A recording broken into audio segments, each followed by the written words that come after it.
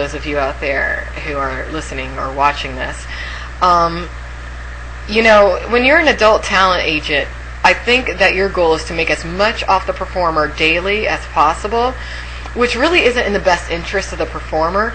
What a lot of people don't realize about the porn industry is that when you're a brand new talent, you see an ad out there that says, "Oh, you'll be working every day, make $1,000 or more every day working with, whatever agency it is that made the ad." That's not true. You are not going to be booked on a professional, legitimate porn shoot every day when you get into the adult entertainment industry. What is not told to new talent is that a lot of those shoots that you're booked on are private, meaning that the content that is filmed might not ever get out there, and most likely the talent that you'll be working with is also the director. In other words, it's kind of a private shoot is pretty much the definition of escorting, or which I don't care how people want to deem it or term it.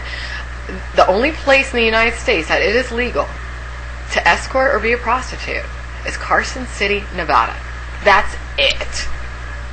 There's a lot of loopholes when it comes to how agents want to define a private shoot or a private, maybe a meeting or an escorting gig. They want to say, "Oh, well, whatever happens between you and the person, that's up to you, and, we have nothing to do with that, and we're a third party collecting the money."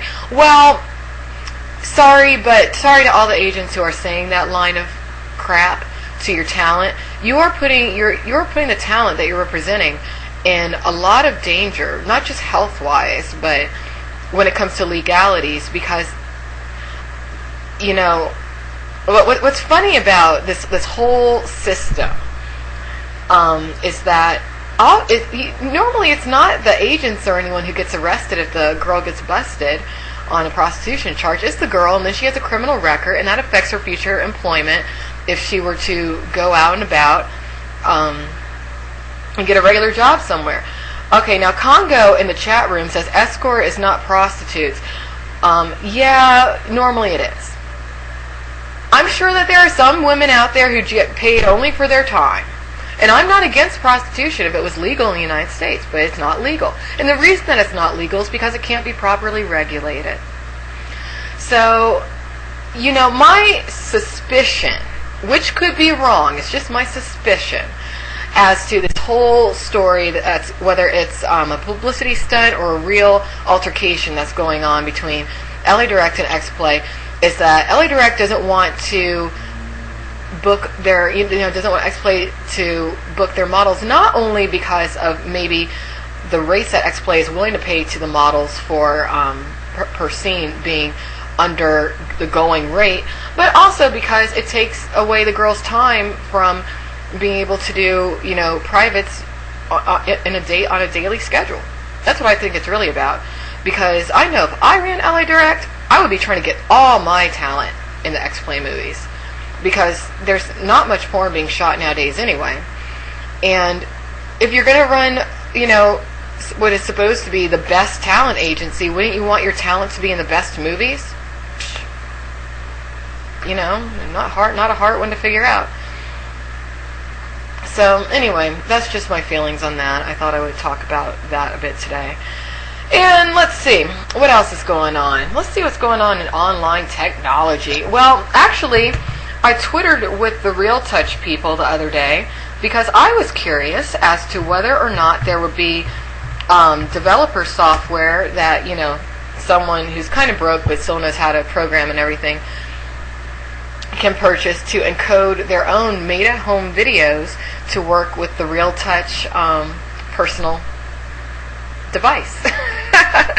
And supposedly, I guess, next year there's going to be such software to where, if you're an at-home adult content developer and you want to encode your work to work with that Real Touch device, there's going to be developer software for you to purchase to do so. But right now there's not, which is a little bit it is disappointing to me.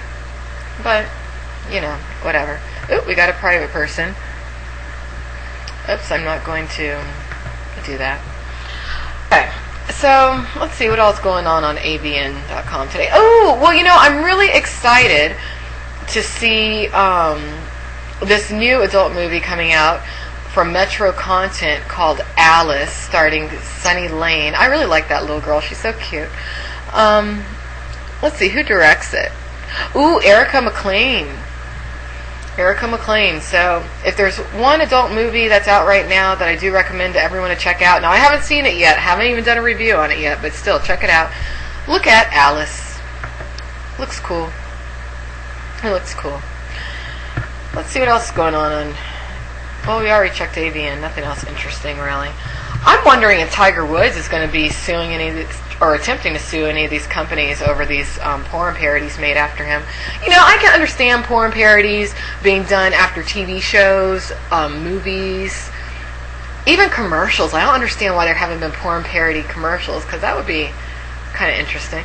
But when it's done after people who, for the most part, have done a lot of positive things, they might have messed up in some way, but I don't like that. I mean, if I were a professional golfer, not like I ever would be, and I happen to mess up in life, I wouldn't want people to make a porn parody off me. I'm sure that the parodies are very nice and very good, but I don't think it's quite right.